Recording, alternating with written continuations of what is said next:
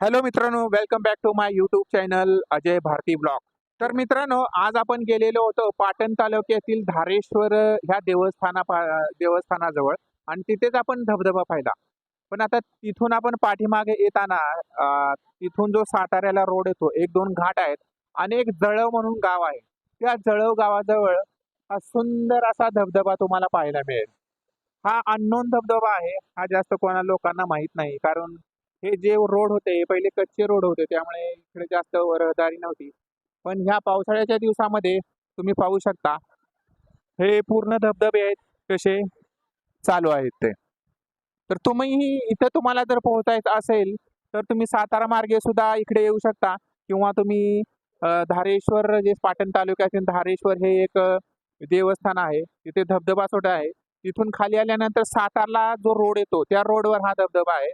तर तुम्ही इथे हा येऊ शकता. तर पाहू शकता तुम्ही हा धबधबा.